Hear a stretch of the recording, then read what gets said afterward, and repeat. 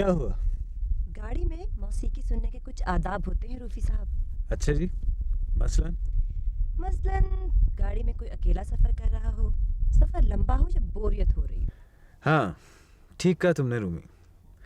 अब देखो ना, हम दोनों बिल्कुल अकेले हैं, सफर बहुत लंबा है, और फिर तुम्हारी खामोशी से जो बोरियत हो रही है, ये सारी सिचुएशन मौसीकी सुनने के आदाब के मुताबिक ही तो है। ये मेरी सौकन चुप हो तो मैं कुछ बोलूँ ना। भाई तुमने अपनी सौकन को तो चुप करा लिया, बोलो क्या बोलती हो? याद करो, तुमने घर से चलते वक्त मेरे से क्या वादा किया था। भाई सारे वादे तो पूरे कर दिए मैंने। अच्छे से रेस्टोरेंट में तुम्हें खाना खिलाया, तुम्हारी पसंद की आइसक्रीम खिलाई तुम्हें, फिर तुम्हारे कहने पर वो पाशा की बीवी जो तुम्हारी सहेली है उसके घर विजिट किया, पेंटिंग एग्जीबिशन पे गए। सारे वादे तो वफा हो गए। एक वादा भूल गए। कौन सा? तुमने कहा था कि वापसी पे जीप मैं चलाऊंगी। अभी जुमा 8 दिन हुए हैं तुम्हें गाड़ी चलाए हुए। अब क्या इन रास्तों पे ड्राइविंग करोगी तुम? क्या है इन रास्तों में? इतने खूबसूरत तो है। जी हाँ, ये जितने खूबसूरत हैं ना उतने पुरखतर भी हैं। तो फिर क्या हुआ, तुम हो ना साथ मेरे? जी नहीं, आप ड्राइव कर लें जीप, मैं किसी बस या वैगन में बैठ के आ जाऊंगा, क्योंकि मैं किसी लर्नर के साथ अपनी जिंदगी का रिस्क नहीं ले सकता। तो गोया तुम ये चाहते हो कि मैं अकेले ड्राइव करूं? हाँ, तो इसमें क्या हर्ज है? वैसे अगर ज्यादा अकेलापन महसूस हो तो मौसीकी का सहारा ले लेना। असल सहारे साथ छोड़ दें तो बेजान सहारे क्या साथ देंगे। चलो गाड़ी चलाओ, मैं नहीं करती ड्राइविंग।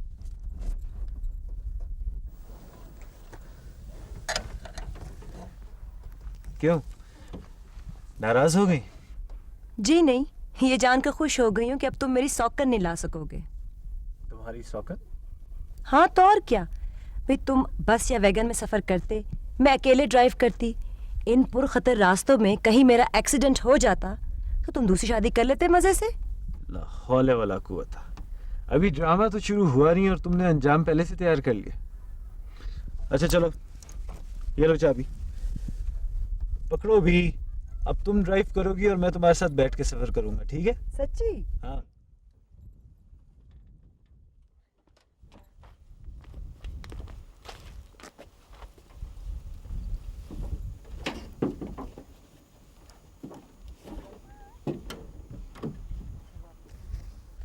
चले, जिएंगे तो साथ, मरेंगे तो साथ।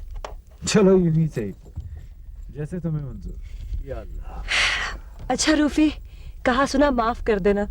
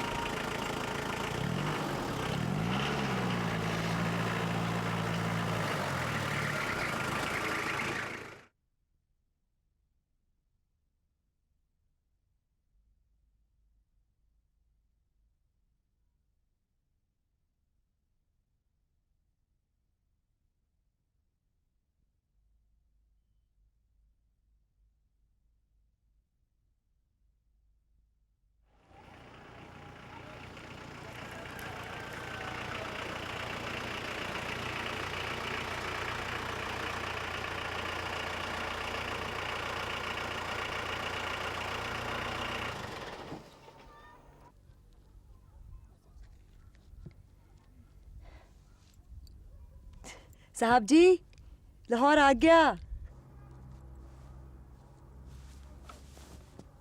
क्या सफर आखिरत खत्म हो गया? जी हाँ, आपकी आखिरत सवर गई। जिंदा सलामत पहुंचा दिया मैंने आपको। जिंदा सलामत? ईमान से 6 मरतबा वफात पाई है मैंने सफर आखिरत के दौरान। हर मोड़ पर फौतीदगी वाक़या हुई है मेरी। ले, हंस रही। अच्छा ये बताइए असलम साहब, ये दौरे आपको कब से पड़ रहे हैं? जी तकरीबन 5 साल हो गए।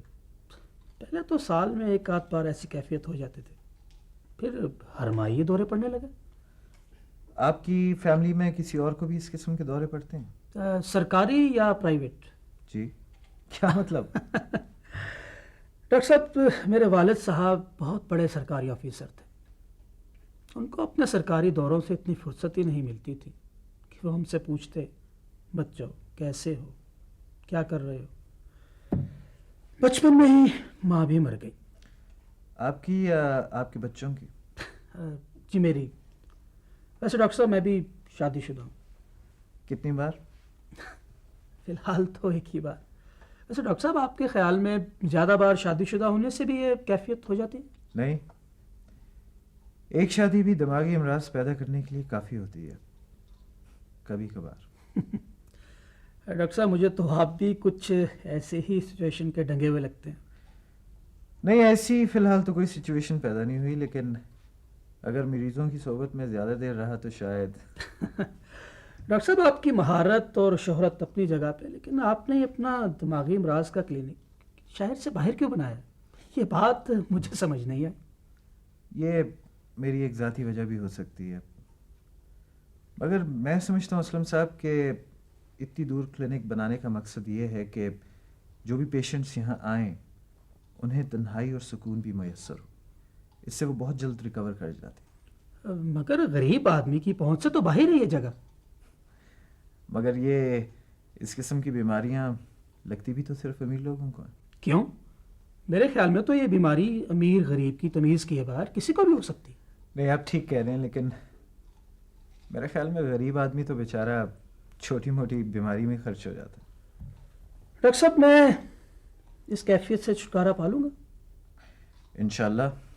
मेरी कोशिश तो यही है, अगर आपकी कुव्वत इरादी रही और आपने 3 माह हमारा कोर्स पूरा कर लिया तो इंशाल्लाह बिल्कुल ठीक हो जाएंगे। या फिर क्या? या फिर ये कि जो इलाज पर अखराजात आ रहे हैं उनका बिल देखते हुए आप मुकम्मल तौर पे पागल हो जाएंगे। जी इट्स जस्ट अ जोक। आप फिक्र ना करें, आप बिल्कुल ठीक हो जाएंगे। जी। मैं कुछ मेडिसिन प्रिस्क्राइब कर देता हूँ। शुक्र जी सर। यहाँ आइए। ये मैं दवाइयाँ लिख के दे रहा हूँ असलम साहब के लिए, ये इज़राय ने दे दीजिए। ठीक ठीक सर।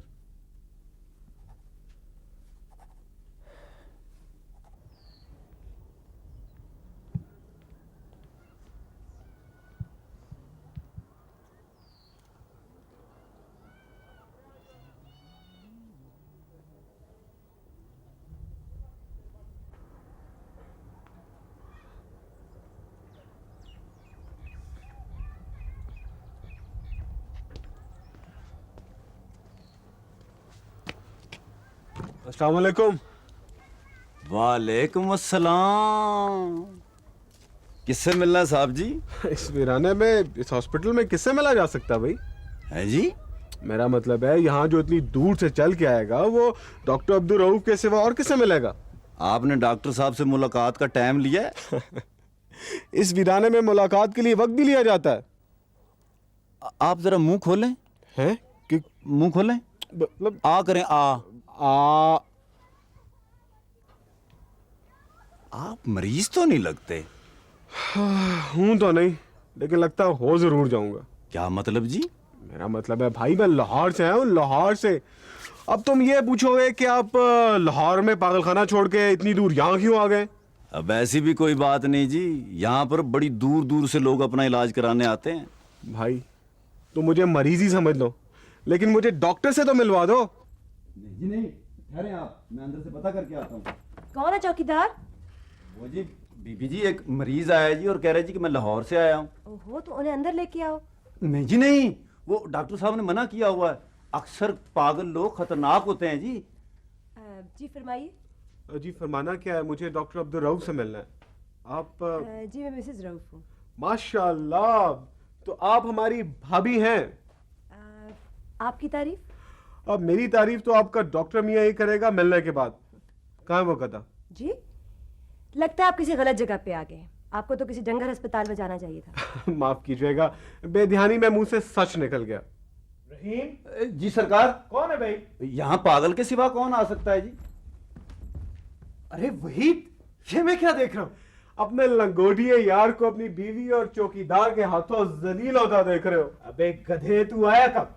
अच्छा, तो आप भी गधे ही हैं। जाहिर है गधे का दोस्त गधा ही हो सकता है। अब तुम यहाँ खड़े खड़े बकवास करते रहोगे या मेरे सीने से लग के मिलोगे भी? है क्या हाल है? First class. आजा भाई। रूमी, ये मेरे बचपन का लंगोटिया यार है वहीद। बैठ जा। Thank you. और जनाब, ये है मेरी वाइफ रूमी।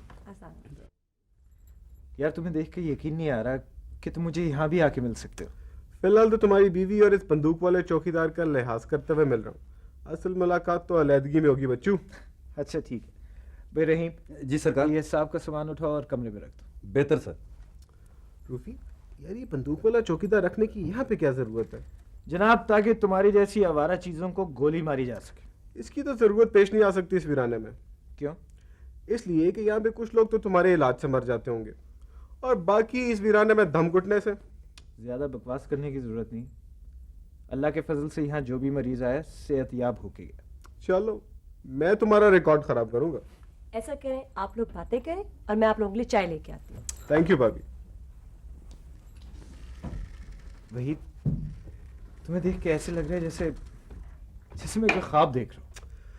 अभी मैं रहीम से बंदूक मंगवाता हूँ और तुम्हें गोली मार के बताऊंगा कि ये ख्वाब नहीं हकीकत है। अच्छा ये बता कि अब तक तू परदेश में क्या कर रहा था? दौलत कमा रहा था और क्या कर रहा था। शादी क्यों नहीं की अब तक? दौलत कमाने से फुर्सत ही नहीं मिली। अच्छा, और ये इतनी सारी दौलत आप किसके लिए कमा रहे थे? अपने होने वाले बीवी और बच्चों के लिए।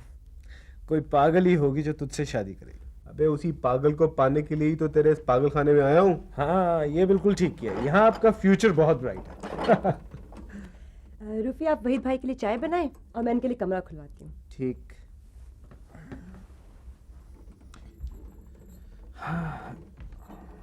रूफी, कैसी है हमारी भाभी? पहले से बेहतर है। पहले से बेहतर? क्या मतलब?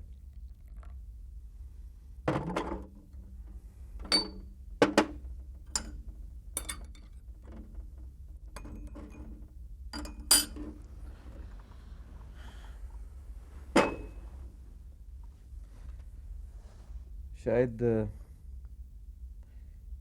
शायद तुम्हें पता नहीं Waheed, Romana heart patient. Heart patient? क्या बकवास कर रहे हो तुम? इतनी खूबसूरत और जवान खातून हार्ट पेशेंट कैसे हो सकती हैं? हाँ, दिल की बीमारी जवानी में ही लगती है। तुम कैसे डॉक्टर हो? अपनी बीवी का इलाज भी नहीं कर सकते हो? मैं दिमागी अमराज का डॉक्टर हूँ, दिल का नहीं। एक तो आजकल मेडिकल साइंसेज में हर कोई स्पेशलिस्ट बन गया है। नहीं वे भाभी हार्ट पेशेंट कैसे बनी?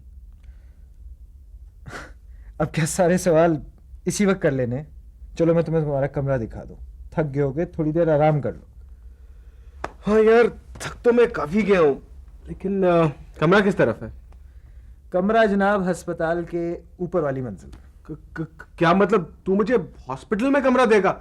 नहीं भाई, मैं यहाँ पे कुछ दिन सुकून की नींद सोने आया हूँ, अबदी नींद नहीं। बेवकूफ आदमी, हमारी रिहाइश अस्पताल के ऊपर है, नीचे क्लिनिक है और मरीजों के लिए कमरे हैं। आई समझ में?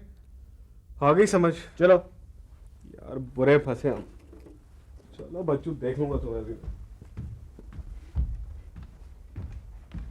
कसम से भाभी, यूनिवर्सिटी में लड़कियां मुझे देखकर रो पड़ती थी। रो पड़ती थी? जी हाँ, मौसूफ की शक्ल ही कुछ इस किस्म की थी कि उन सबको रोना आ जाता था। वैसे ज्यादातर लड़कियां जो हैं वो हंसा करती थी। अबे गधे, मेरी शक्ल सूरत पर ही तो वो मरती थी। अच्छा, अब रहने भी दो रूफी, अच्छी भली तो है शक्लो सूरत। अल्लाह आपका भला करे भाभी, ये तो आपका हुस्न नजर है, वरना बंदा तो बिल्कुल डफर है। अबे देख, मेरा मुंह मत खुलवा, वरना मैं भाभी को साफ साफ बता दूंगा कि तू यूनिवर्सिटी में क्या क्या और कौन सा गोल खिलाता रहा है। क्या क्या क्या? ये क्या कह रहा है? अरे इसकी तो आदत है बकबक करने की। वहीद भाई, आप बस जल्दी से बता दीजिए कि ये यूनिवर्सिटी में क्या गोल खिलाता था। बता दूं? हाँ हाँ बता दो मेरी बला से। अब भाभी आपको ये सुनकर बड़ी नाउमीदी होगी कि यूनिवर्सिटी में इसको जो भी फारग वक्त मिलता था ये गोल खिलाता था। क्या मतलब? भाई खुल के बात करो ना। बस आप बिल्कुल बता दीजिए, आपको मेरी कसम, बिला खौफ व झिझक बता दें। भाभी हमारी यूनिवर्सिटी का एक चौकीदार था, उसका एक बड़ा प्यारा गोल मटोल सा बेटा था। इसको जब भी फारग वक्त मिलता था ये उसको खिलाता था। चौकीदार के बेटे को खिलाता था? क्या मतलब, समझ नहीं आई। हमारा चौकीदार था, उसका गोल मटोल सा बेटा था, उसका नाम गोल था। ये उसे रोजाना टॉफियां खिलाता था। ओ खुदाया, वहीद भाई आप भी कमाल करते हैं। खोदा पहाड़ और निकला चौकीदार का बेटा, वो भी गोल। अरे इस नामाकूल की तो आदत है इस तरह की बकवास करने की। हमारी यूनिवर्सिटी में एक क्लास फेलो था हमारा, क्या नाम था उसका, वो यार वो गुपलू साहब, हाँ राहील। उसकी जब शादी हुई ना, पता है इस नामाकूल ने क्या किया? क्या? भाई नए शादीशुदा जोड़े को मिलने के लिए गया और जाके राहील से कहने लगा कि यार ये तो वो लड़की नहीं जिसकी तस्वीर तुम हमें शादी से पहले दिखाया करते थे। फिर क्या हुआ? होना क्या था, वो नए शादीशुदा जोड़े में ऐसा झगड़ा चला कि कई महीनों चलता रहा। वो तो बड़ी मुश्किल से जाके हम सब मिलके भाभी के पास गए और उन्होंने जाके कहा कि ये बड़ा बेवकूफ़ किस्म का आदमी है, इसकी आदत है बकवास करने की। फिर कहीं जाके मामला ठंडा हुआ। भाई आपसे तो बच कहना चाहिए वहीद भाई, काफी खतरनाक लगाई बुझाई कर लेते हैं आप तो। आपको फिक्र करने की बिल्कुल कोई जरूरत नहीं, आपने इस गधे से शादी कर ली, आप दोनों के लिए यही मजाक काफी अरे है। अरे अरे बेवकूफ़, हमारी लव मैरिज है, पसंद की शादी, समझे? वो तो ठीक है, मगर भाभी मुझे एक बात समझ नहीं आती, आपने इसमें ऐसी कौन सी बात देखी जो शादी करने का फैसला कर लिया? बस सब कुछ ना पूछे, अब पछतावे क्या होवत। हाँ, जब आजादी अपनी खोवत। वैसे अगर भाभी आप मुझसे पहले मिली होती तो मैं आपको इस हादसे से जरूर बचा लेता। कम से कम आपको ये जो दिल का रोग, मेरे कहने का मतलब ये है कि अगर मेरी शादी भी इस खुश्क और बदजौक डॉक्टर नुमा आदमी से हो जाती तो मैं भी दिल का रोग लगा बैठता। आपको शायद रूफी ने मेरी बीमारी के बारे में बता दिया है। अरे छोड़िए भाभी, आजकल तो हर आदमी को कोई ना कोई छोटी मोटी बीमारी लगी रहती है। आपको पता है जब मैं स्वीडन में था तो मुझे भी एक बीमारी लग गई। अच्छा, कौन सी बीमारी? बड़ी मॉडर्न बीमारी थी, बड़ी मुश्किल से जान बचाई मैंने। वहीद भाई अल्लाह रहम करे, क्या बीमारी थी? बड़ी खूबसूरत बीमारी थी, उम्र कुछ ज्यादा थी इसलिए जल्दी जान बच गई। कोई नाम वाम था इस बीमारी का? जूली नाम था। जूली? ये कैसा नाम है बीमारी का? उसके माँ बाप ने रखा होगा। जी हाँ, मैं जानता हूँ। ये जिस बीमारी का जिक्र कर रहे हैं ना, वो यकीनन किसी लड़की का नाम, स्वीडिश। क्या वाकई? जी हाँ भाभी, वो मेरे पीछे ही पड़ गई, कहने लगी मुझसे शादी करो। तो कर ली होती, कम से कम परदेश में रहने का मुस्तकिल बंदोबस्त तो हो जाता। पर भाभी उन बेशुमार लड़कियों का क्या होता जो मेरे इंतजार में यहाँ बूढ़ी हो रही थी। तो हुजूर आप अब जो वारिद हो गए हमारी ज़मीन पर, अब क्यों नहीं शादी कर लेते यहाँ पर? यहाँ पे आके मुझे जूली याद आने लगती है। अच्छा, वैसे आपका हाल भी उस गधे की तरह का है जो फैसला नहीं कर सका। ये फैसला ही नहीं कर सका कि घास लजीज ज्यादा नदी के इस पार है या उस पार, और बेचारा भूखा ही मर गया। यार भूख से तो मेरा इस वक्त बुरा हाल है और लगता है मुझे कि मैं फौत हो जाऊंगा। ये तो बिल्कुल भूल गया, खाना बिल्कुल तैयार है, मैं अभी जाके लगा। हाँ बस जल्दी। जल्दी कीजिए भाभी।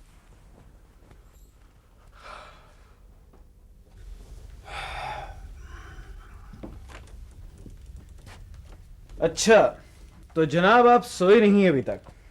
इस वीराने में कम से कम इतनी आसानी से मुझे नींद नहीं आएगी। यार तुम भी अजीब आदमी हो भाई, इतनी दूर दूर से लोग यहाँ आते हैं सुकून हासिल करने के लिए, और तुम इसे वीराना कह रहे हो?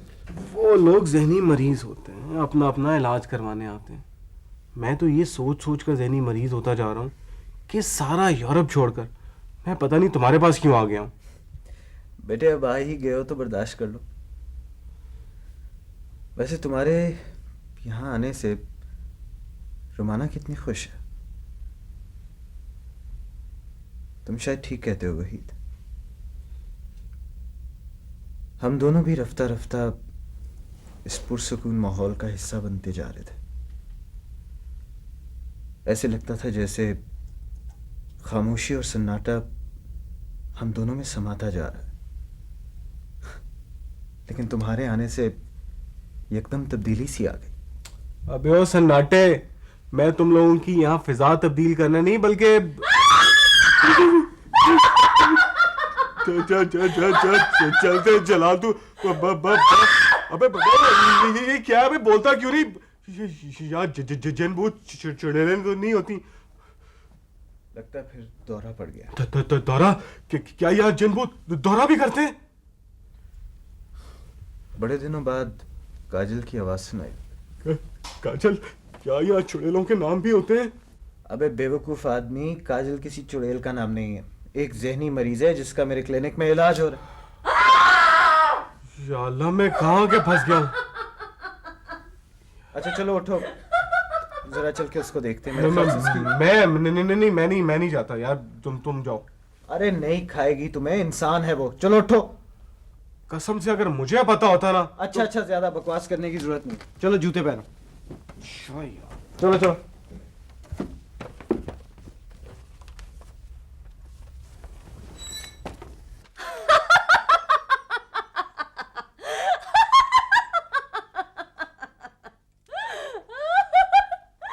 आ गए तुम।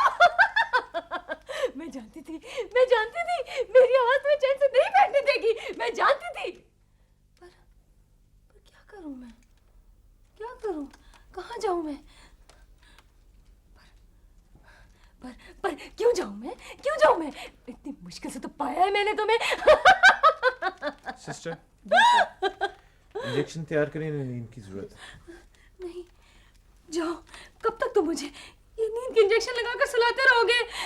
खत्म हो जाएंगी तुम्हारी दवाएं, खत्म हो जाएंगे इंजेक्शन, मैं फिर उठ जाऊंगी। मैं फिर उठ जाऊंगी और बार बार तुम्हें बुलाऊंगी तुम्हें बार बार। खत्म हो जाएंगे तुम्हारे इंजेक्शन। सिस्टर, इनका बाजू पकड़े आके आप। नहीं। अच्छा डॉक्टर, मैं चुप हो जाती हूँ, मैं नहीं बोलती। मत लगाओ इंजेक्शन, ना लगाओ ना। अभी नींद आ जाएगी काजल तुम्हें। मैं नहीं बोलूंगी। अच्छा आराम से, मैं देखो नहीं बोलूंगी। सुई चुप मैं जाएगी, बोलूंगी। सुई चुप जाएगी। बस देखो ना, बस। कितने सुराख हो गए मेरे बाजुओं में, कितने सुराख हो गए। इन सुराखों में से मेरी आवाज आती रहेगी। तुम आवाज मेरी बंद कर देना चाहते हो ना? ये बंद नहीं होगी। मेरी आवाज इन सुराखों में से, इन दरारों में से निकलती रहेगी। ये नहीं चुप होगी, ये निकलती रहेगी। खत्म हो जाएंगे तुम्हारे इंजेक्शन, खत्म हो जाएंगे इंजेक्शन, खत्म हो जाएंगे। सिस्टर, आप इन्हें लिटा दवाएं खत्म दें, हो चलें, जाएंगी। देखें आराम से इंजेक्शन लिटा दें। खत्म हो जाएंगे इंजेक्शन। हाँ, आ जाओ, सब खत्म हो जाएंगे, दवाएं खत्म हो जाएंगी, इंजेक्शन सब खत्म हो जाएंगे।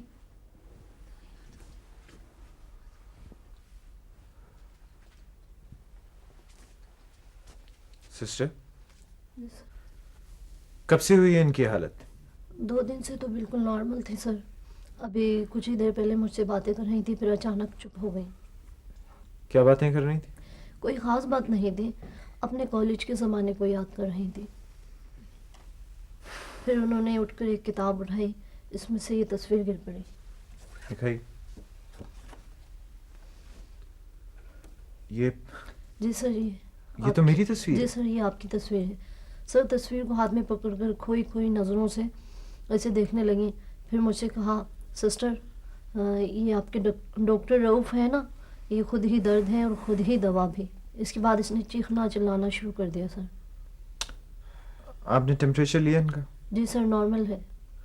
बस ठीक है, आप 5-10 मिनट तक इनके पास रहें, जी सर। जब तक ये गहरी नींद ना जी सो सर। जाए। फिर आप जाके आराम कीजिए। जी सर। चलो भाई।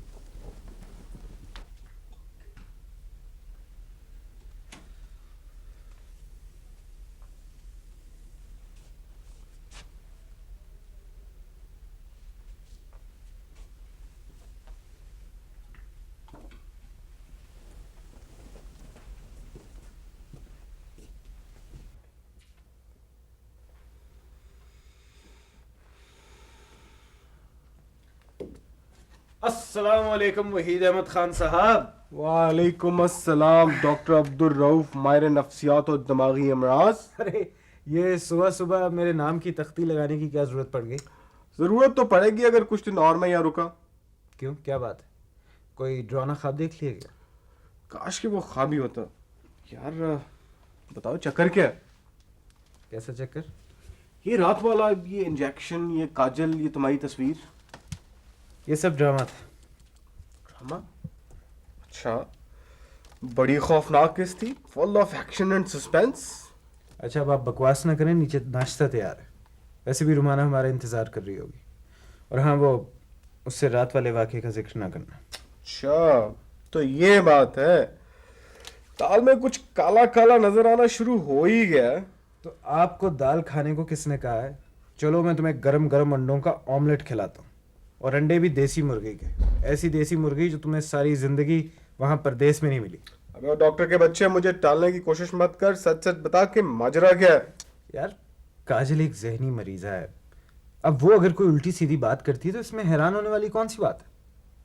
तू मुझे गलत बता रहा है, तेरी आंखें बता रही है कि तू मुझसे झूठ बोल रहा है। अच्छा नहीं बताना, ना बता, मैं भी नहीं पूछूंगा। नाराज हो गया? तू पहले नाश्ता तो कर ले, फिर सब कुछ सच सच बता दूंगा, ठीक है? देख कोई स्टोरी ड्रामा ना घर लेना इस दौरान। अरे तू चल तो सही। वैसे भी तू ही तो है जिससे मैं अपनी दिल की बात कह सकता हूँ। ये तो तू जानता है वहीद, मेरे वालिदैन मेरे बचपन में ही वफात पा गए थे, और फिर मुझे मेरे ताए अब्बा ने पाला पोसा, पढ़ाया लिखाया। और एक फिल्मी कहानी की तरह अपनी इकलौती बेटी रुमाना से तुम्हारी मंगनी बचपन में ही कर दी। काश ये फिल्मी कहानी बन जाती, मगर हकीकत जब कहानी बनती है ना, तो इसमें जिंदगी की वो तलखियां और महरूमियां भी कभी कभी शामिल हो जाती हैं जिनसे कहानी एक वाकये में तब्दील हो जाती है। अबे सीधी तरह आसान और सादा जुबान में बात कर, मैं यहाँ तेरी कहानी सुनने आया हूँ, उर्दू का पर्चा देने नहीं। प्रोफेसर मजीद मेरे आइडियल उस्ताद थे।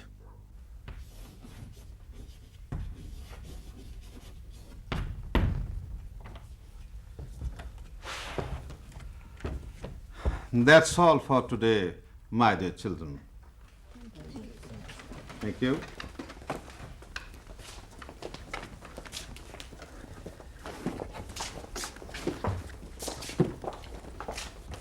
सर वो मैंने एक बात करनी थी आपसे। खैरियत? सर मैं चाह रहा था कि अकेले में आपसे बात कर लूं। Hi, she. Kajal, would you please leave us alone for a while? Sure. Thank you.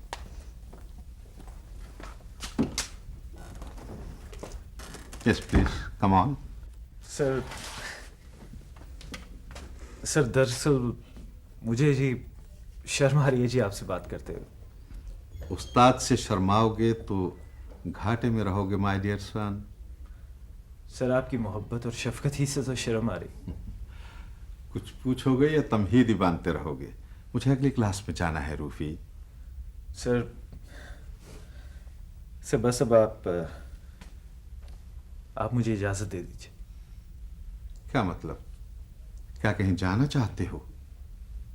Ji sir. कहाँ?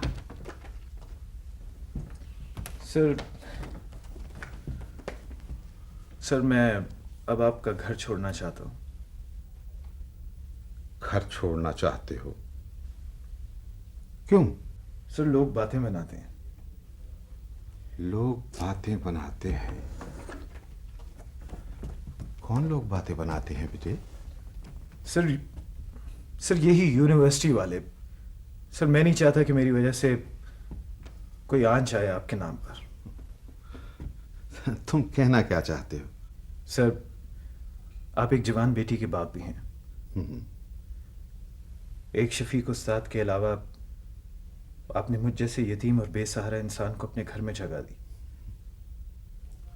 और मुझे बेसहारा होने का कभी एहसास तक ना होने दिया आपने। सर फिर आप ही बताइए कि मैं कैसे चाहूंगा कि मेरी वजह से कल को कोई ऐसी वैसी बात हो जाए। हो, तुम कहना क्या चाहते हो? Please come out, come out.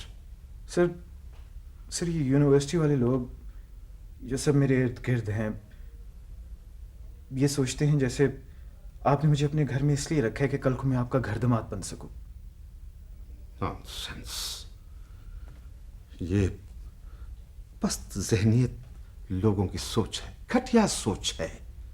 ठीक है सर, अब आप लोगों की जुबान रोक तो नहीं ना सकते। You don't worry. लोग जो कुछ सोचते हैं उन्हें सोचने दो, उन्हें कहने दो, मगर तुम परेशान होकर अपना तालीमी कैरियर तबाह कर लो, इस बात की मैं तुम्हें इजाजत नहीं दूंगा रूफी। No never. सर आप मेरी बात समझने की कोशिश नहीं कर रहे। सर मैं नहीं चाहता कि मेरी वजह से आपकी नेक नामी पे कोई आंच आए। तुम कोई जज्बाती फैसला करने से पहले सोच लो। तुम फाइनल ईयर के स्टूडेंट हो मेडिकल में। कल जब तुम कामयाब होकर अमली जिंदगी में कदम रखोगे और अपनी तायाजात मंगेतर से शादी कर लोगे तो तमाम लोग ये बातें करना छोड़ देंगे, उनकी जबानें बंद हो जाएंगी रूफी।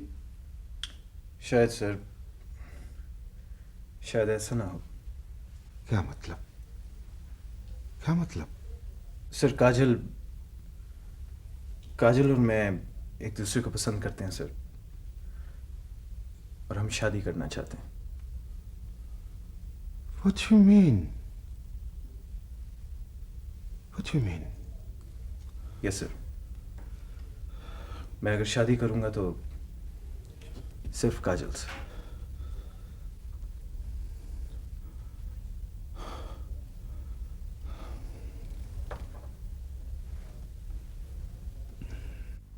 उनकी अचानक मौत ने मेरे जहन पे बहुत गहरा असर डाला।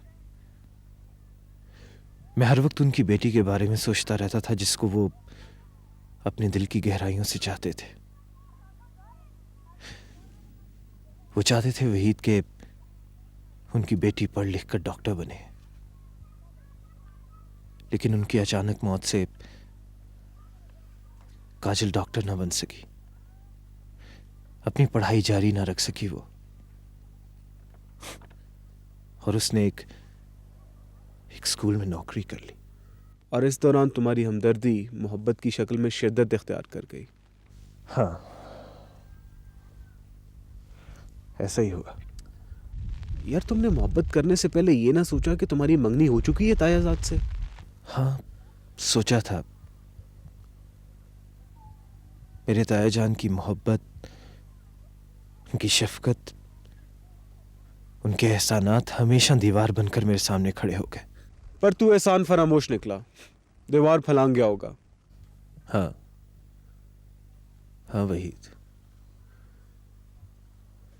शायद मैं एहसान फरामोशी का दाग सहकर भी काजल से शादी कर लेता, लेकिन ताया अब्बा की अचानक मौत ने हालात का रुख ही बदल डाला। जिस दिन ताया अब्बा को हार्ट अटैक हुआ था ना, मुझे उसी दिन डिग्री मिली थी।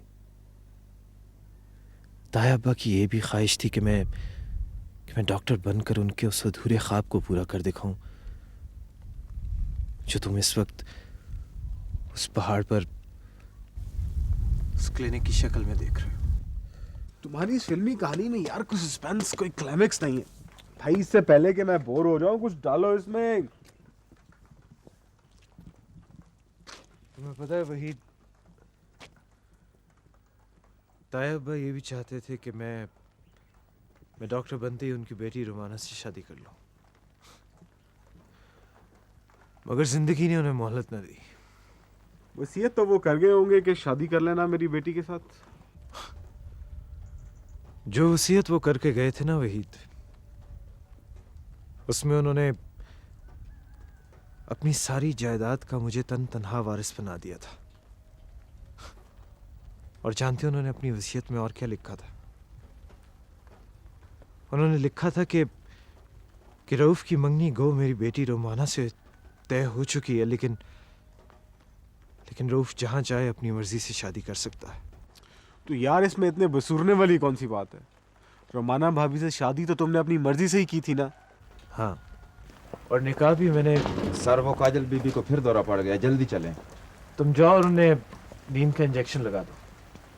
वो तो ठीक है, मगर मगर कुछ नहीं, मैं इस वक्त नहीं जा सकता। जाओ खुद जाके संभालो। जी बहुत बेहतर। मगर यार तुमने रोमाना भाभी की जिंदगी क्यों तबाह की? तबाही से वही तो हम में से कोई भी ना बच सका। रुमाना ताया अब्बा की इकलौती बेटी थी। उनके मरने के बाद उसका कोई सहारा न था। और फिर न जाने क्या सोचकर ताया अब्बा ने सारी जायदाद मेरे नाम लिखवा दी। मैंने रुमाना से इसलिए शादी की थी कि मैं जानता था कि नाज़ और नेम में पली हुई लड़की को ना सिर्फ मेरे सहारे की ज़रूरत है बल्कि उससे शादी करने के बाद मुझे वो तमाम जायदाद भी उसे वापस लौटानी है। और फिर ताया अब्बा की वसीयत के मुताबिक मुझे इस रफ़ाई अदारे को पाया तकमील तक भी पहुंचाना था। मैंने सोचा वहीद कि मैं रुमाना से शादी कर लेता हूँ। शादी करने के बाद मैं वो तमाम जायदाद उसके नाम मुंतकिल कर दूंगा, फिर बाद में उसे तलाक दे दूंगा। मगर दौलत और इज़्ज़त को इस तरह आसानी से हाथ से कौन जाने देता है डॉक्टर अब्दुल रऊफ?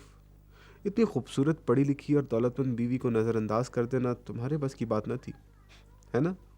मैं सारे हालात रुमाना को बता देता वहीद, लेकिन मैं क्या करता मैं?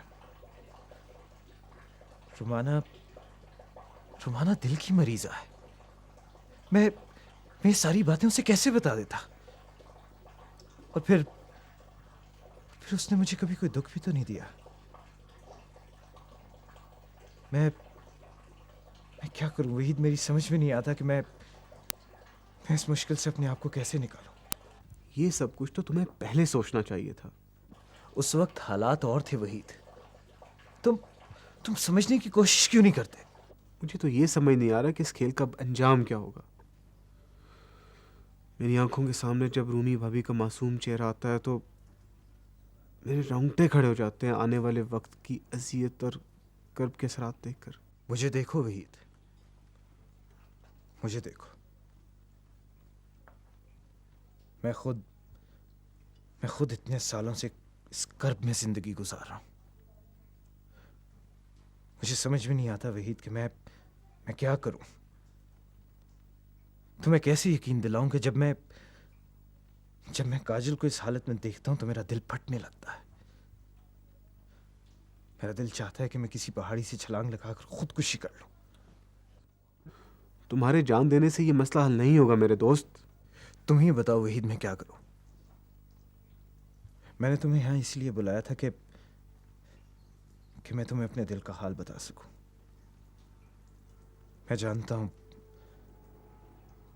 हूं कि जो बातें मैं तुमसे कर सकता हूं वही शायद मैं काजल या रुमाना से भी ना कर सकूं। तुमने ये नहीं बताया कि काजल का ज़हनी तवाज़ुन कब बिगड़ा? मैंने उससे कहा कि काजल मजबूरी के तहत मुझे रुमाना से शादी करनी पड़ेगी। तुमने साफ साफ इतनी खौफनाक बात कह दी। काजल एक समझदार लड़की थी वहीद। मुझे यकीन था कि वो मेरे हालात को समझते हुए ठंडे दिमाग से सोचेगी। अरे बेवकूफ़ औरत चाहे जितनी साबिर और हकीकत पसंद क्यों ना हो, अपने जीते जी अपनी मोहब्बत में किसी को शरीक करना पसंद नहीं करती, और फिर उस शख्स की मोहब्बत को जिसने उसने खुद टूट के चाहा हो। लेकिन मैंने काजल को यकीन दिलाया था वहीद के रुमाना से शादी के बाद मैं उसे तलाक दे दूंगा। और काजल ने तेरी मोहब्बत का भरम रखते हुए तेरी बात का यकीन कर लिया। हाँ, मैं उसके समल से उसका तहे दिल से गर्विदा हूं। मेरी नीयत साफ थी वहीद। और फिर मैं तो समझा था कि ये ड्रामा चंद रोज ही का तो है। मुझे क्या पता था कि मेरी नेक नीयत ही हम सबको तबाह बर्बाद कर देगी। तुम न सिर्फ अहमक और बेवकूफ़ शख्स हो बल्कि इंतहाई दर्जे के बज़दिल आदमी भी हो। अपने ताया के एहसानात का बदला चुकाने के लिए तुमने जो रास्ता अख्तियार किया उसकी कोई मंजिल, कोई पड़ाव नहीं। तुमने जो रास्ता अपनाया है उस पर सारी ज़िंदगी तन्हा चलते रहोगे। सस्ताने के लिए साया ढूंढोगे तो उस साए तले तुम्हारा दम घुटेगा। तुम्हारा बढ़ने वाला हर कदम तुम्हें बस्ती की जानब लेके जाएगा राउफ।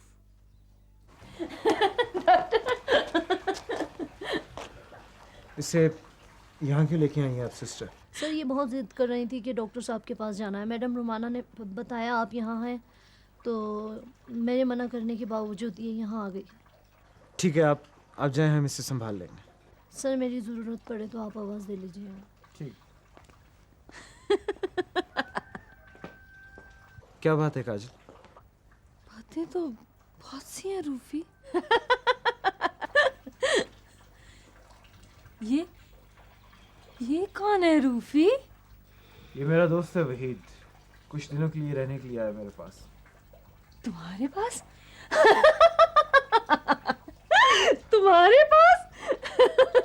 तुम्हारे पास तो कोई नहीं रह सकता, कोई नहीं रहेगा, सब पागल हो जाएंगे, पागल हो जाएंगे सब। पागल हो जाएंगे, सब पागल हो जाएंगे, सब पागल हो जाएंगे। मैं भी तो पागल हूँ ना, इसीलिए तो तुम्हारे साथ रह रही हूँ। है ना?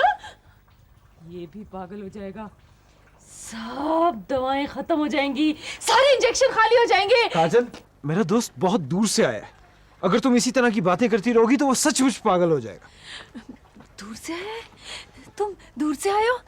फिर तो तुमने होगा देखा है ना? बोलो। न सिर्फ देखा है बल्कि उसे मिला भी हूँ। अच्छा, तुम मिले हो उससे? कैसा है वो? बिल्कुल तुम्हारे इस डॉक्टर जैसा। सुना डॉक्टर, ये क्या कह रहा है? ये कह रहा है मेरा डॉक्टर तुम्हारे जैसा है। चलो काजल, चलो, बहुत देर होगी, तुम अंदर चलो। कहाँ चलूं? और मैं कितना चलूं? मैं थक गई हूँ। और तुम भी तो थक गए हो ना? और तुम्हारा ये दोस्त, ये भी तो थक गया होगा ना? हम सब थक चुके हैं, मगर हम बताते नहीं। पता है क्यों? हम इसलिए नहीं बताते कि लोग हमें पागल ना कहें। पागल। देखो, अगर काजल तुमने मेरी बात ना मानी तो मुझे मजबूरन तुम्हें सचमुच इंजेक्शन लगाना पड़ेगा। नहीं नहीं, पहले तुम अपने दोस्त से कहो ये मुझसे शादी कर ले। ऐसी बातें नहीं करते काजल, क्या सोचेगा वो तुम्हारे बारे में? नहीं नहीं, इससे कोई मुझसे शादी करे ना। तुम मुझसे शादी क्यों करना चाहती हो काजल? क्यों करना चाहती हूँ शादी?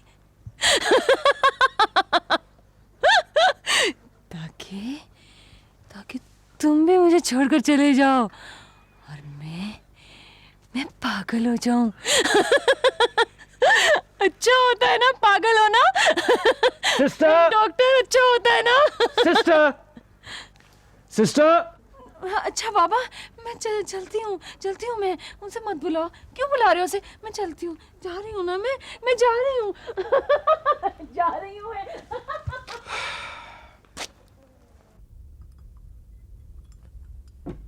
क्या बात है वहीद भाई, आप खिलाफ तवक्को कुछ चुप चुप से दिखाई दे रहे हैं। बस यूं ही, कोई खास वजह नहीं। अच्छा नहीं लगा ना आपको ये छोटा सा पुरफज़ा माहौल? अच्छा तो है, लेकिन 2-4 रोज बाद यकसानियत सी लगने लगती है। ये बात तो है। ऐसा लगता है जैसे जिंदगी इसी जगह ठहर सी गई हो। चलें, छोड़ें इन बातों को। चलिए आपको हम वादी की सैर कराते हैं। वहाँ एक छोटी सी खूबसूरत झील भी है, आबादी भी है चंद लोगों पर मुश्तमिल। जरा चेंज मिल जाएगा। नहीं भाभी, मैं सोच रहा हूँ बोरिया बिस्तरा लपेट कर अब चलना चाहिए। अरे क्या मतलब, इतनी जल्दी? अभी तो आपको आए हुए यहाँ 1 हफ्ता भी नहीं हुआ। इतनी जल्दी कौन जाने देगा आपको? रूफी से पूछ लिया आपने? रूफी मसरूफ आदमी है भाभी, उसे अपने मरीजों से फुर्सत मिले तो पूछू ना। दिल नहीं लगा ना आपका हमारे साथ? दिल? अरे नहीं, अब ये दिल लगाने की उम्र नहीं है, अब तो रोग लगने वाला। रोग? कैसा रोग? जो आपको लग गया था, मेरा मतलब है लग गया है। देखें वहीद भाई, सच्ची बात तो ये है कि मुझे कोई रोग नहीं लगा। ये कोई बीमारी नहीं है। ये सब मैंने रूफी का प्यार और तवज्जो लेने के लिए ढोंग रचाया था। वैसे ये राज की बात मैं सिर्फ आपको बता रही हूँ, रूफी को मत बताइएगा। चलें चाय पिए, चाय ठंडी हो रही है आपकी। जनाब, जब राज की बात आप इतनी जोरदार आवाज में करेंगी तो इस बेचारे रूफी को तो क्या पूरी वादी को सुनाई देगी। अरे आप कब से छुपे हमारी बातें सुन रहे थे? बस ये जो आखिरी डायलॉग आपने अदा किया ना, ये मेरे कान तक पहुंच गया था। वैसे इस बेवक्त मुदाखलत की मैं माफ़ी चाहता हूँ।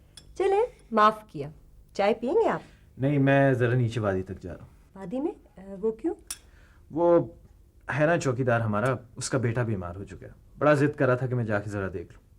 तुम चलोगे मेरे साथ? नहीं यार, इतनी खूबसूरत खातून की रफाकत छोड़कर तुम जैसे खुश्क इंसान के साथ जाना एक मजहब इंसान को जेब नहीं देता। एटिकेट्स के खिलाफ है यार। भाई साहब, आपको तो मौका मिलना चाहिए तकरीर झाड़ने का। अच्छा रूमी, मैं चल रहा हूँ, खाना खा लेना, फिक्र ना करना और मेरा इंतज़ार ना करना। बिल्कुल ठीक है। ओके, खुदा हाफिज़।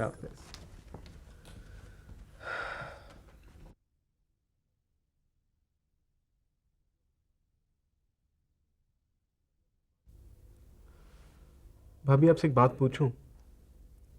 रूफी को आपने कैसा पाया? I mean as a husband. मैं बहुत खुशकिस्मत हूँ वहीद भाई। रूफी एक नहायत ही अच्छा खावंद और एक उम्दा इंसान है। यूँ समझे कि मुझे मेरा आइडियल मेरे खावंद के रूप में मिल गया। दिल से कह रही हैं आप? दिल तो अब मेरा नकारा हो गया है।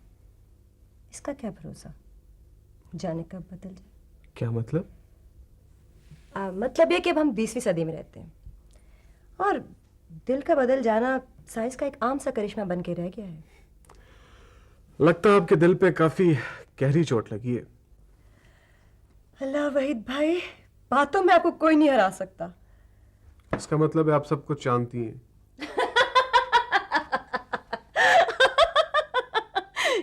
जानती तो मैं भी सब कुछ हूँ, पर लोग मानते ही नहीं। वो मुझे पागल जो समझते हैं। अरे काजल, तुम कहाँ घूम रही हो? मैं डॉक्टर को ढूंढ रही थी। देखा है तुमने उसे? कहाँ है वो? कहाँ है? डॉक्टर साहब जरा गए हुए हैं। आओ बैठो, हमारे पास बैठो। तुम कौन हो? काजल, तुम इन्हें नहीं जानती? ये डॉक्टर साहब की बीवी है।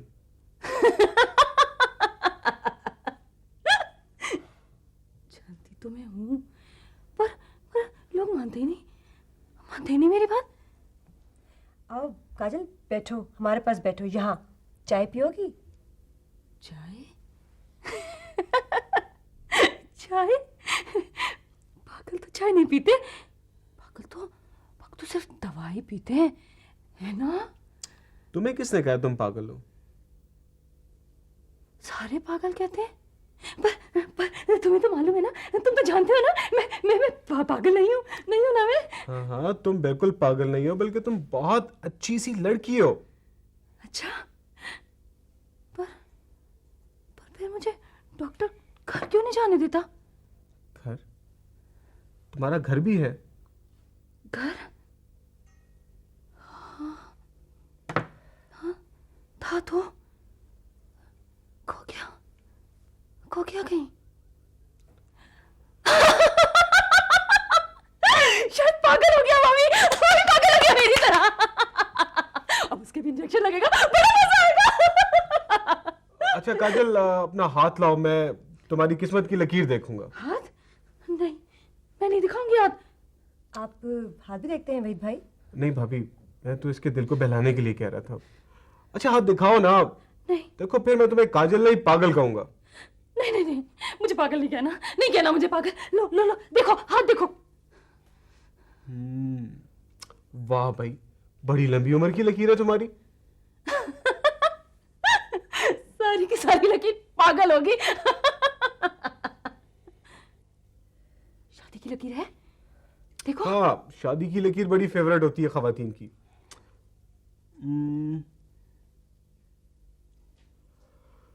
काजल, तुम्हारे हाथ में शादी की लकीर नहीं है। क्या? झूठ बोलते हो तुम, झूठ बोलते हो, झूठे हो तुम। है लकीर, है, ये देखो है लकीर। तुम झूठ बोलते हो। काजल, मैंने बनाई है लकीर। काजल, नहीं है, लकीर है। देखो, है लकीर, मैंने बनाई है। है लकीर, है, मैंने बनाई है लकीर। शादी की लकीर है, मेरी शादी हुई है, लकीर है, शादी हुई है, डॉक्टर के साथ हुई है मेरी शादी। तुम झूठे हो, तुम झूठ बोलते हो, तुम झूठ बोलते हो, तुम झूठ बोलते हो, हाँ झूठे हो। हाँ, मैंने मजाक किया था तुमसे। हे लकीर, सिस्टर! ये कौन है लकीर? ले जाओ। मेरी शादी डॉक्टर साथ हुई है, I'm sorry, हाँ, मैडम, हाँ, मैं नहीं शादी ले हुई है जाती डॉक्टर के साथ, हुई है ठीक, मेरी शादी, ठीक। हुई है शादी, मेरी शादी हुई है डॉक्टर के साथ। लकीर है, देखो, झूठे हो तुम, झूठे हो, झूठे हो, झूठ बोलते हो, झूठा है ये, झूठा है ये।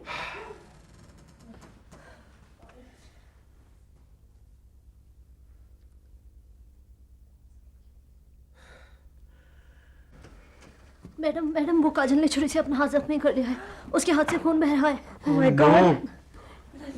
बना ली लकीर मैंने, शादी की लकीर बना ली। देखो देखो देखो देखो, शादी की लकीर बना ली, मेरी शादी हो गई मेरी शादी। शकूर, शादी हो गई। नर्स, सर, छोड़ दो ये ना, जख्मी है। छोड़ दो ये ना। देखो देखो लकीर, खून बह रहा है इनके हाथ से। मैं कह रहा हूँ तुम इन्हें छोड़ दो। आप कहते हैं तो मैं छोड़ देती हूँ।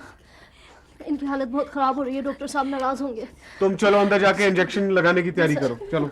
आप इसे रहने दे शकूर, ले जाने पट्टी करो जाके। भाभी आप छोड़ दे, इसकी हालत मेरी वजह से हुई है। मैं कोशिश करता हूँ उसे कूल डाउन करने की। शुक्र, तुम चलो अंदर। ठीक है सर। बना ली मैंने लकीर। ये तुमने किया है, तुमने किया ये सब, तुमने किया है। मैं शिकायत करूंगी तुम्हारी डॉक्टर से, मैं डॉक्टर को बताऊंगी। काजल तुम होश करो। मैं डॉक्टर को बताऊंगी, मैं तुम्हारी शिकायत करूंगी डॉक्टर से, उसको बताऊंगी। हाँ हाँ, बता देना उसे, बता देना। इतनी जरूरत है तुम में? हाँ, मैं कहूंगी उससे, वो तुम्हें जान से मार डालेगा, तुम्हें जान से मार डालेगा वो, और वो मुझे भी जान से मार डालेगा, मुझे मार डालेगा।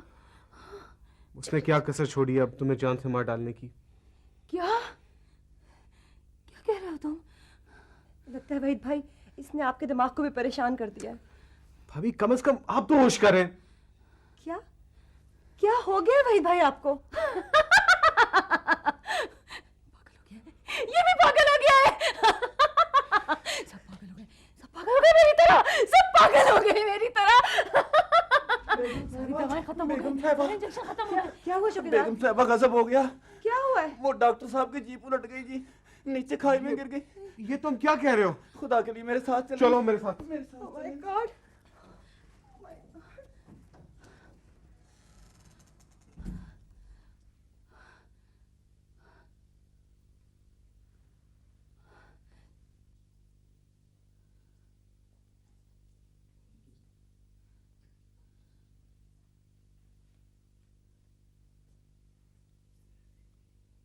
अच्छा,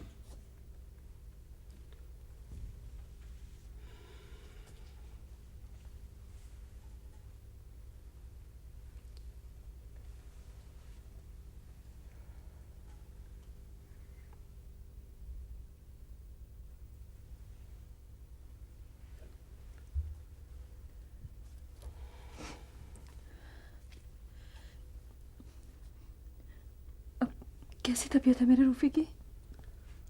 अभी कुछ नहीं कहा जा सकता। सर पे काफी गहरी चोटें आई हैं और होश में भी नहीं आया अभी ये। खुदा के लिए वही, खुदा के लिए कुछ करो। अगर अगर रूफी को कुछ हो गया तो नहीं, इसे कुछ नहीं होना चाहिए। खुदा से दुआ करो अगले चंद घंटे पे हद। नहीं, प्लीज ऐसी बातें मुंह से मत निकालो। तुम रूफी के कैसे दोस्त हो? ये बेहोश पड़ा है और तुम। मैं कर भी क्या सकता हूँ? मैंने और रोमाना ने अपना खून भी दिया है, लेकिन इसकी हालत फिर भी नहीं संभल रही। तुम मेरा सारा का सारा खून ले लो, मेरी जान के सदके में इसकी जान बचा लो। इस तरह रोने धोने से कुछ नहीं होगा, बस खुदा से दुआ करो। हाँ, मैं इसके लिए सब कुछ करूंगी, इसके लिए सारी की सारी दुआएं मांगूंगी, फरियाद करूंगी खुदा से। जाओ और औरतों के साथ कुरान खानी करो। जाती हूँ। वहीद, एक बात पूछूं? तुम्हें हैरत नहीं हुई? हैरत? किस बात की? मुझे इस हालत में देखकर? नहीं, मुझे बिल्कुल कोई हैरत नहीं हुई तुम्हें इस हाल में देखकर। तो तुम जानते हो? हाँ, मैं जानता हूँ कि तुम पागल नहीं हो, बल्कि पागलपन का ढोंग रचाया हुआ तुमने। तुम्हें ये वक्त ऐसी बातें पूछने का नहीं है बेवकूफ़ लड़की। जाओ और अपने रूफी के लिए सच्चे दिल से दुआ करो। हो सकता है तुम्हारे इसार और कुर्बानी के सदके खुदा तुम्हारी दुआ कबूल कर ले। जा रही हूँ। सुनो, रोमाना भाभी से तुम इसकी बिल्कुल फिक्र ना करो वहीद। रोमाना को कभी भी इस बात का एहसास नहीं होगा, बल्कि किसी को भी पता नहीं चलेगा कि मैं तो पागल हूं ना।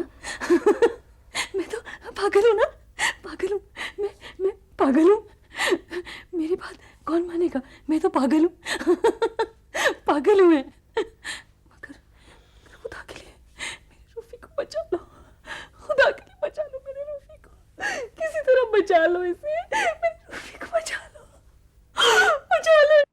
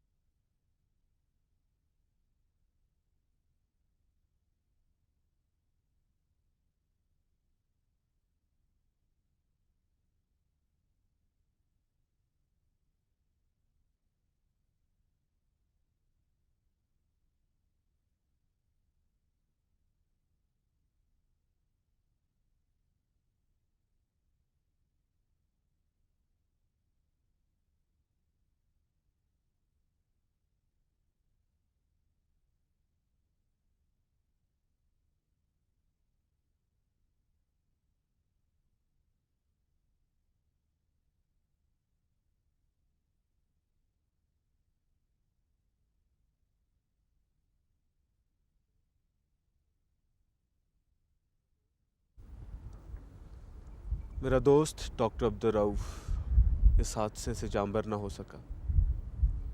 रूफी मर गया। चुपचाप बेहोशी के आलम में ही सारी दुख सारी मुसीबतें समेट कर मर गया वो, ये बताए बगैर कि उसने खुदकुशी की या उसकी मौत हादसाती थी। मुझे क्या पता था कि उसके इसरार पर मैं उसके दिल का बोझ हल्का करने नहीं बल्कि उसके जनाजे को कंधा देने इतनी दूर इस वीराने में चलकर आऊँगा। उसने मुझे अपने दुखों का बोझ हल्का करने के लिए बुलाया था, मगर मेरे सीने पे अपने अधूरी दास्तान का भारी पत्थर रख के चला गया। रुमाना की दुआएं और कातिल का पागलपन भी उसे ना बचा सका। वो तूफान जिससे वो तन तनहा अपनी शादी के 10 बरसों लड़ता रहा, आखिरकार उसकी मौत के बाद उमड़ आया।